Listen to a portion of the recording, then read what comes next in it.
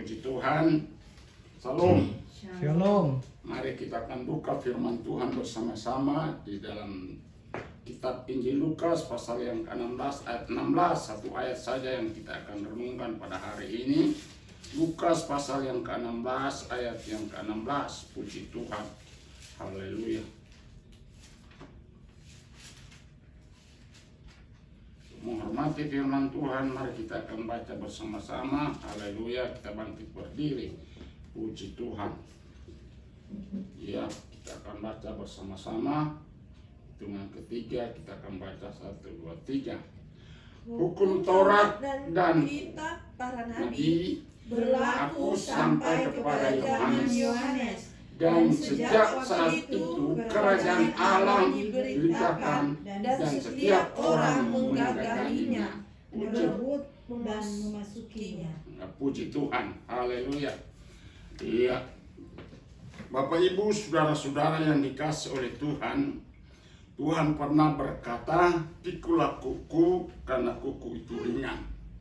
Karena kuk itu bicara tentang undang-undang. Kuk itu bicara tentang yaitu peraturan. Kuk itu tidak bukan itu adalah yang namanya yaitu Taurat. Nah, saudara-saudara yang dikasih oleh Tuhan, sejak Taurat ini diturunkan melalui hambanya Musa di padang gurun, Taurat itu adalah suatu undang-undang atau aturan yang baru, atau undang yang istilahnya yang disebut sebagai undang-undang sementara atau undang-undang darurat. Karena pada waktu itu bangsa Israel butuh yaitu aturan di dalam perjalanan mereka, yaitu karena mereka akan bertemu dengan begitu banyak hal-hal yang bertentangan dengan yaitu Tuhan, termasuk penyembahan-penyembahan berhala. Nah, itu sebab Tuhan sangat tidak mau umat Tuhan tidak ada aturan di dalam kehidupannya mereka berjalan menuju tanah Kanaan. Maka dikeluarkanlah namanya undang-undang atau namanya aturan, yaitu hukum Taurat. Nah, saudara-saudara dikasih oleh Tuhan, ternyata dengan adanya hukum Taurat, bangsa Israel atau umat manusia di kolong langit ini tidak sanggup dapat melakukan hukum Taurat. Semua mengalami pelanggaran demi pelanggaran. Apa yang terjadi di Taman Eden itu tidak beda dengan apa yang terjadi di tengah-tengah bangsa Israel pada waktu itu. Maka saudara-saudara dikasih oleh Tuhan, Tuhan telah berfirman bahwa suatu saat akan datang, yaitu seorang yang akan membebaskan umat manusia di kolong langit ini. Yaitu kita katakan, yaitu Yesus Kristus sebagai pembebas umat manusia. Nah, itu sebab sudah dikasih oleh Tuhan, Tuhan bukan sudah dikasih oleh tidak ada yaitu tanggung jawab. Tuhan tetap ada tanggung jawab terhadap keselamatan umat manusia. Karena hukum Taurat tidak akan bisa menyelamatkan orang, hukum Taurat tidak bisa dapat membebaskan manusia, maka Tuhan menggantikan hukum yang lain, yaitu hukum kasih. Hukum kasih itu adalah hukum yang sangat luar biasa. Di dalam hukum kasih ada pengorbanan, di dalam hukum kasih ada balas kasihan, di dalam hukum kasih ada yang namanya pengampunan. Hukum Taurat tidak ada pengampunan. Hukum Taurat itu hanya mencari kesalahan demi kesalahan. Jadi saudara-saudara dikasih oleh Tuhan, tidak ada balas kasihan dalam hukum Taurat. Tuhan berkata yang kurindukan yaitu bukan korban tetapi balas kasihan. Nah, Tuhan berbalas kasihan atas hidup manusia karena kita ini tanpa balas kasihan Allah, tanpa begitu besar kasih Allah terhadap isi dunia ini, maka tidak ada satupun yang akan masuk kerajaan surga. Semua akan binasa. Maka itu sebab Yesus berkata, iya, karena begitu besar kasih Allah terhadap isi dunia ini, maka diberikanlah anak yang tunggal itu, agar supaya barang siapa yang percaya dan menerima dia tidak binasa, tetapi memperoleh hidup yang kekal selama-lamanya. Itulah hukum kasih Allah. Kasih Allah yaitu hukum yang Allah berikan, yaitu dari begitu banyak hukum yang ada di dalam badannya Taurat, telah disingkat oleh Tuhan menjadi 2 hukum. Kasihilah Tuhan Allahmu dengan segenap hatimu, dan kasihilah sesama manusia seperti mengasihi dirimu sendiri. Itulah 2 hukum yang Tuhan berikan. Nah, Tuhan katakan hukum Tuhan itu tidak berat. Hukum Tuhan itu tidak sangat ringan. Hukum Tuhan itu ringan adanya. Maka sudah dikasih oleh Tuhan kita melihat bahwa hukum Tuhan itu diganti dengan namanya itu damai sejahtera, sukacita, ya di dalam kebenaran. Itulah hukum Allah. Yaitu dikatakan bahwa orang-orang pada waktu masa itu, zaman Yohanes, sudah dikasih oleh Tuhan dikatakan hukum Taurat dan para nabi berakhir pada zaman Yohanes. Nah, sesudah Yohanes, maka muncullah Yesus Kristus di kolong langit ini. Dan kehadiran Yesus itu menjadi suatu pertentangan besar bagi agama Yahudi. Kenapa? Karena Yesus yaitu bukan melanggar hukum Taurat, tapi Yesus datang ke dunia ini untuk mengenapkan seluruh hukum Taurat. Dia adalah penggenap daripada hukum Taurat itu. Hukum Taurat menuntut agar supaya orang bersalah akan dibunuh, orang berdosa akan dibinasakan. Nah, Tuhan tidak mau, saudara, kita masuk dalam neraka semua. Tapi Tuhan mau supaya minimal ada, yaitu diselamatkan. Ada amin? Itu sebab saudara-saudara kasih oleh Tuhan. Maka dengan ini firman Tuhan berkata, di sini dia berkata bahwa hukum Taurat dan kitab para nabi berlaku sampai kepada zaman Yohanes, dan sejak waktu itu kerajaan Allah diberitakan dan setiap orang menggagahinya, berebut untuk memasukinya. Jadi saudara-saudara kasih oleh Tuhan, ternyata hukum Taurat itu diganti dengan namanya kerajaan Allah. Nah, kerajaan Allah itu direbut, dikuasai. Arti kata siapa itu kerajaan Allah? Kerajaan Allah tidak lain tidak bukan adalah pribadi Yesus Kristus Tuhan. Yesus berkata, apabila terjadi mujizat, apabila terjadi kemuliaan Tuhan, tanda-tanda keajaiban, mereka tahu bahwa kerajaan Allah sudah datang. Amin. Siapa itu kerajaan Allah? Yesus Kristus adalah kerajaan Allah. Amin. Yesus Kristus berkata, kerajaan Allah tidak ada di mana-mana. Kerajaan Allah itu bukan soal makan minum, tapi soal kebenaran, soal sukacita, damai sejahtera yang dikerjakan oleh Roh Kudus. Itulah kerajaan Allah. Jadi saudara-saudara kasih oleh Tuhan, makanya Yesus selalu berkata, carilah dahulu kerajaan Allah serta kebenarannya, maka semuanya itu akan ditambahkan kepadamu. Nah, saudara-saudara kasih oleh Tuhan, itu sebab marilah kita bersama-sama sepakat hari ini, menerimalah kerajaan Kristus itu, menerimalah kerajaan Allah itu di dalam hati kita, di dalam jiwa kita. Sunat itu baik kalau dilakukan dengan benar, tapi sunat yang dimaksudkan oleh Tuhan itu adalah sunat hati. Hati yang berubah, hati yang sudah penuh dengan ketulusan dan ikhlasan, hati yang betul-betul sebulat-bulatnya mengasihi Tuhan. Itulah sudah kasih oleh Tuhan Taurat Yesus, itulah pengganti Taurat. Nah, itu sebab saudara-saudara kasih oleh Tuhan kita melihat bahwa Tuhan menginginkan agar supaya saudara kasih oleh Tuhan di dalam hidup ini mendahului kerajaan Allah. Kita harus mendahului kerajaan Allah. Baru setelah kita temukan Yesus, setelah kita percaya kepada Yesus, setelah kita menerima Tuhan Yesus sebagai Tuhan dan Juru Selamat kita, maka sudah kasih oleh Tuhan, hidup kita hidup di dalam kebenaran. Amen. Berjalan dalam kebenaran, berkata-kata dalam kebenaran. Kalau kita sudah selamat, marilah kita berusaha untuk menyelamatkan setiap orang. Ada amin? Kalau kita sudah diberkati, mari kita dapat memberkati orang. Jadi hidup ini sudah dikasih oleh Tuhan, hidup menyelamatkan orang, dan hidup ini memberkati orang. Itu yang filosofi yang sudah dikasih oleh Tuhan, hidupi dalam hidup kita. Itulah kehidupan, itulah kerajaan Allah. Nah, kerajaan Allah yang bagaimana yang harus ada dalam hidup kita, yaitu Yesus katakan, kita akan lihat bahwa Roma pasal 14 ayat 17, di sana tadi saya sudah sentil sedikit.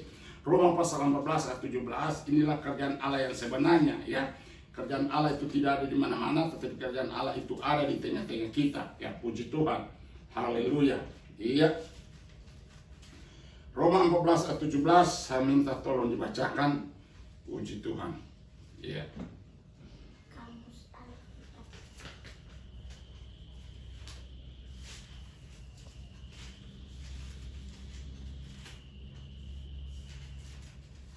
Sudah. Roma berapa? 14:17. Demikian firman Tuhan, sebab kerajaan Allah bukanlah soal makanan dan minuman, tetapi soal kebenaran, damai sejahtera, dan sukacita oleh Roh Kudus. Amin. Puji Tuhan. Ada amin? Amin. Dikatakan sebab kerajaan Allah itu bukan soal makanan dan minuman, tetapi soal kebenaran, damai sejahtera, dan sukacita oleh Roh Kudus. Jadi saudara-saudara kasih oleh Tuhan, hari ini kita akan menerima yaitu kerajaan Allah. Di mana itu kerajaan Allah? Yaitu kita hidup di dalam sukacita. Haleluya. Jadi kalau kita ada sukacita, maka kita akan dapat mentransferkan sukacita kepada orang. Itulah kerajaan Allah. Tuhan menginginkan ada sukacita. Tuhan menginginkan ada kedamaian. Ya saudara-saudara, Tuhan menginginkan agar supaya saudara tidak satu pun akan binasa, tapi semua akan diselamatkan. Alkitab berkata, apabila satu orang bertobat di kolong langit ini, maka beribu-ribu malaikat di surga bersuka cita. Nah itu sebab mari kita berdoa untuk bangsa kita ini, ya terutama bangsa-bangsa yang lain yang masih jauh dari kerajaan Allah itu. Kerajaan Allah itu adalah kemanusiaan. Kerajaan Allah itu menghargai manusia, itulah kerajaan Allah. Amin. Yesus menghargai kita, itulah kerajaan Allah. Yesus katakan karena begitu besar kasih terhadap isi dunia, diberikan anak yang tunggal, maka setiap orang percaya dan menerima dia tidak akan binasa, tapi memperoleh hidup yang kekal. Itulah kerajaan Allah. Saudara-saudara kasih Tuhan. Jadi kerajaan Allah itu memanusiakan manusia, bukan kerajaan sedangkan membunuh manusia, membunuh karakter, mencari kesalahan. Tapi kerajaan Allah adalah memperbaiki hidup kita supaya hidup kita ini mencapai suatu kerajaan yang Tuhan telah siapkan. Itu sebab Yesus berkata, hari-hari terakhir dia berkata, iya apabila Roh Kudus itu ada di tengah-tengah kamu, aku akan berikan penolong yang lain, yaitu Roh Kudus. Dan Roh Kudus itu akan menerangkan tentang penghukuman, tentang dosa, dan tentang kebenaran. Kebenaran karena Bapa pergi ke surga, dosa karena tidak orang pun yang percaya kepada Yesus, hukuman karena iblis telah dihukum. Jadi luar biasa. Kebenaran Yesus ke surga untuk apa? Yesus katakan, aku menyediakan tempat bagimu. Sesudah aku menyediakan tempat bagimu, aku akan kembali agar supaya di mana aku ada, di situ juga engkau ada. Ada amin. Nah itu sebab saudara-saudara kasih oleh Tuhan, rebutlah kerajaan Allah itu. Yang pertama kita rebut adalah sukacita. Yang pertama kita harus merasa bangga apabila ada orang bertobat. Kita berasa sukacita apabila negeri ini kita diberkati. Kita bersukacita apabila bangsa kita ini bisa terima Yesus Kristus Tuhan. Alkitab katakan suatu saat setiap mulut akan mengaku Yesus Kristus, yaitu setiap lutut akan bertelur menyembah Allah dalam roh dan kebenaran. Itulah yang Tuhan rindukan, itu yang Tuhan inginkan. Tidak lagi kita akan saling menyalahkan satu sama lain. Kita tidak lagi saling mencari kesalahan dan kekurangan dan segalanya. Tapi marilah kita mau bersama-sama, kita membentuk, menciptakan suatu damai di bumi ini, menciptakan sukacita yang Tuhan rindukan. Jadi kerajaan Allah itu adalah soal kebenaran, sukacita, damai sejahtera yang dikerjakan oleh Roh Kudus. Itu yang Tuhan rindukan. Itu yang diribut oleh setiap orang. Itu yang dirindukan oleh setiap orang. Mereka sehingga membunuh Yesus untuk menguasai kerajaan Allah. Padahal yang dibunuh itu adalah Yesus Kristus sendiri. Saudara-saudara kasih Tuhan, itu sebab Rasul Paulus ketika dia belum bertobat, dia pergi ke Damsyik untuk yaitu membinasakan orang-orang percaya, orang-orang hidup dalam kerajaan Allah itu dalam hidup dalam Yesus. Maka di tengah jalan Yesus jaga dia.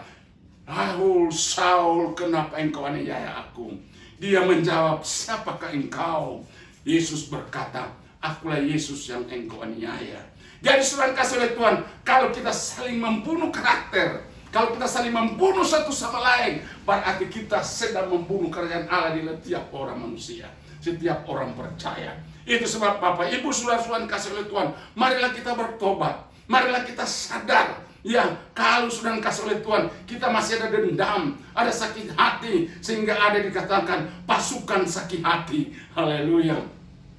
Itu semua adalah pekerjaan iblis. Iblis hanya datang membunuh dan membinasakan, tapi Yesus memberikannya itu hidup damai sejahtera, amen, kehidupan dan kekayaan. Ada amin. Itu yang Yesus rindukan. Jadi kebenaran, siapa itu kebenaran? Yesus adalah ada kebenaran.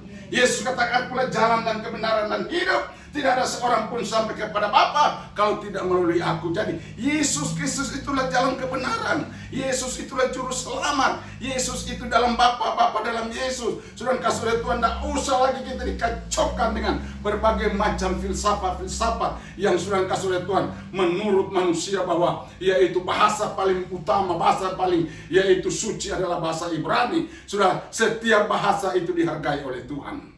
Tuhan berkata, Tuhan mengerti bahasa kita. Tuhan mengerti yaitu pengertian kita. Jadi saudara-saudara kasih oleh Tuhan, kuncinya hari ini adalah marilah kita berterima kebenaran itu. Kunci hari ini adalah mari kita terima yaitu jalan keselamatan itu. Jalan keselamatan tidak lain tidak bukan hanya di dalam Yesus Kristus Tuhan. Itulah jalan keselamatan kita. Itulah kebenaran Allah. Nah, sudah kasih Tuhan sejahtera. Yesus katakan di dalam Yohanes 17:17, sejahteraku, bahkan sejahteraku kuberikan dan kutinggalkan kepadamu. Ada amin? Jadi sejahtera itu apa? Ketika kita hidup di dalam kerajaan Allah. Kita hidup dalam sukacita, damai sejahtera, kebenaran. Maka Roh Kudus akan bekerja.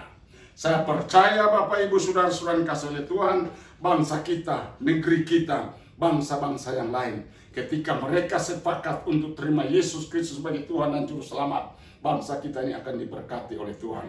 Sementara kita menantikan kedatangan Tuhan yang akan datang kedua kalinya.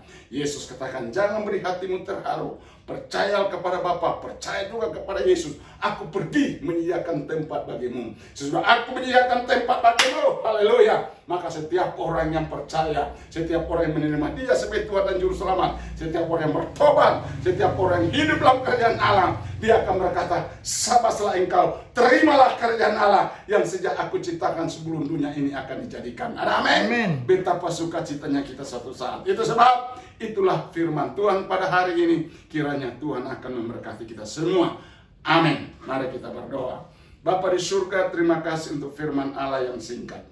Kiranya firman Allah ini akan menjadi suatu landasan hidup kami semua. Dimanapun kami berada, setiap orang mendengar akan Tuhan diurapi oleh Tuhan. Dan mereka akan diterangkan oleh Tuhan sejelas-jelasnya. Kami mungkin terbatas untuk menjelaskan tentang kerajaan-Mu. Tetapi kami percaya dengan firman Allah yang sudah hamba sampaikan dengan singkat. Ini akan menjadi suatu landasan utama untuk mereka menggali firman Allah. Dan firman Allah itu akan membukakan suatu rahasia. Terpujilah Yesus Kristus Tuhan. Dalam nama Yesus Kristus Tuhan Juru Selamat kami berdoa. Haleluya. Amin.